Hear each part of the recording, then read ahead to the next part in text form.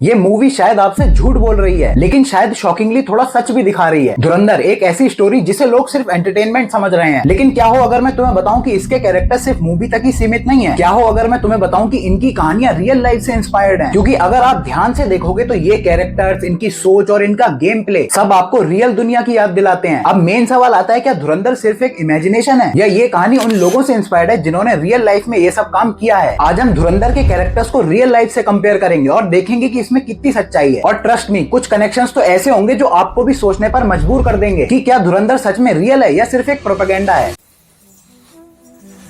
Bleed India with 1,000 cuts.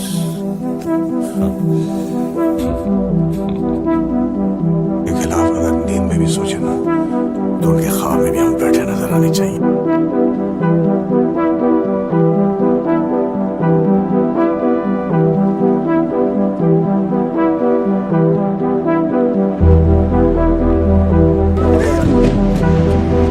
ये आप देख सकते हैं कि बहुत एक जोरदार धमाका सुनाई दिया है और गोली का सिलसिला दोबारा शुरू हो गया।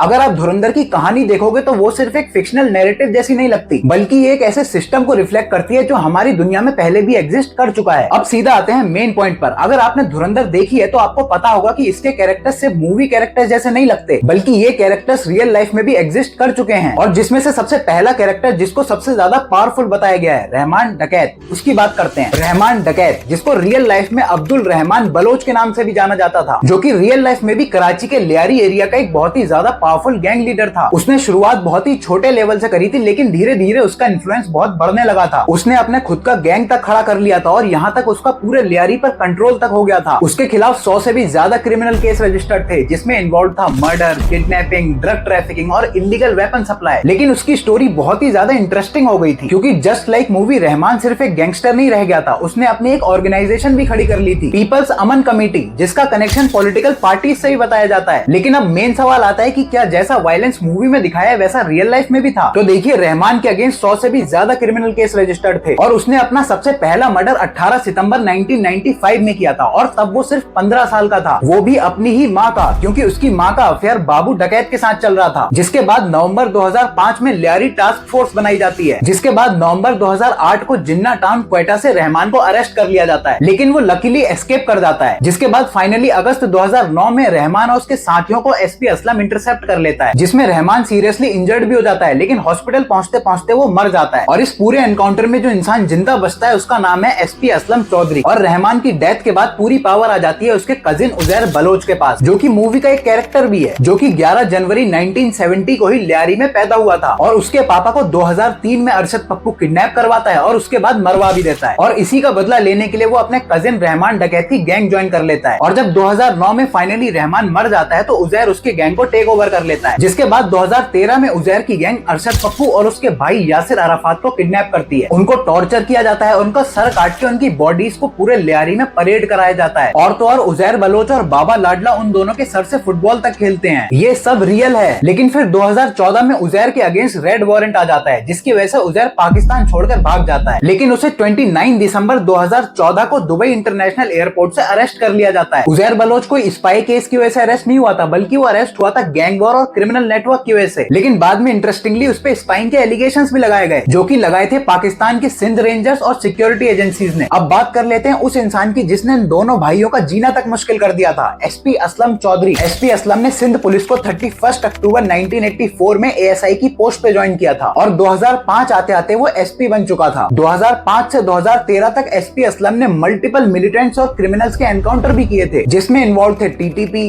बीएलए और एमक्यूएम। और इस समय तक एसपी असलम एक इनकाउंटर स्पेशलिस्ट बन चुका था और इसी वजह से उसे 1997 से 2004 तक के लिए सस्पेंड कर दिया गया था। लेकिन फिर उसे 2004 में वापस लाया गया और लियारी टास्क फोर्स का हेड बना दिया। 2012 में उसके घर के बाहर एक सुसाइड बॉम्बर का अटैक भी होता है, लेकिन उसमें वो जिंदा बच जाता है। लेकिन फिर 9 जनवरी 2014 को लियारी एक्सप्रेसवे पे एसपी असलम के कॉन्वॉय पे एक सुसाइड कार बॉम्बिंग होती है, जिसमें एसपी असलम, उसका बॉडीगार्ड और उसका ड्राइवर तीनों मारे जाते हैं और इसका क्लेम लेता है टीटीपी यानी तालिबान पाकिस्तान। फिर आते हैं एक बहुत ही डेंजरस कैरेक्टर पे जो कि है मेजर इकबाल, जिसको इलियास कश्मीरी के कैरेक्टर से मिक्स करके बनाया है। और अगर आपको ना पता हो तो इलियास कश्मीरी पाकिस्तान की स्पेशल फोर्सेस का एक ऑपरेटिव था जो कि आगे चल के एक टेररिस्ट बन गया था। और इलियास कश्मीरी का link multiple high profile terror activities से भी कनेक्टेड था, जैसे कि 2008 के मुंबई अटैक्स। और आपने ये लाइन तो फिल्म में सुनी ही होगी, हिंदुस्तानी काफिर का सर काटकर मुशर्रफ के दस्तरखान पर रखा था मेजर इकबाल ने। जी हाँ, ये इंसिडेंट भी सच है और ये बात है 27 फरवरी ईयर 2000 की, जिसमें इलियास कश्मीरी ने अशोक लिसनिंग पोस्ट पे अटैक किया था जो कि लोकेटेड थी जम्मू एंड कश्मीर के राजौरी सेक्टर में, जिसमें हमारी 17 मराठा इन्फेंट्री के 7 सोल्जर शहीद हुए थे। लेकिन इलियास कश्मीरी सिर्फ यहीं पे नहीं रुकता है, उसने भाऊ साहेब ठालेकर जी का सिर काटा और उसे अपने साथ ट्रॉफी की तरह ले गया, जिसके लिए उसे 1 लाख पाकिस्तानी रुपए का इनाम भी मिलता है। देखिए, अब तक आपने पावर और वायलेंस देखा, लेकिन हर सिस्टम का सबसे इंपॉर्टेंट पार्ट होता है मनी, और यहीं पे एंट्री होती है खनानी ब्रदर्स की। देखिए, आफ्ताब खनानी और उसका नेटवर्क एक ऐसा सिस्टम था जो कि डायरेक्टली वायलेंस में इन्वॉल्व नहीं थे, लेकिन उस सिस्टम को चलाने के लिए वो मदद जरूर करते थे। उनका मेन काम था मनी लॉन्ड्रिंग का, और यस, उनके पास फेक इंडियन करेंसी भी थी। जो खनानी और कालिया इंटरनेशनल फर्म थी वो ISI और क्रिमिनल्स लाइक दाऊद के लिए एक शैडो बैंकर का काम करती थी, जिसका मेन काम था इंडिया में हाई क्वालिटी के फेक करेंसी नोट्स एंटर करवाना। और अर्ली 2010 तक इनका नेटवर्क इंडिया में एनुअली 1500 से 2000 करोड़ के फेक करेंसी एंटर करवा रहा था, जो कि दुबई,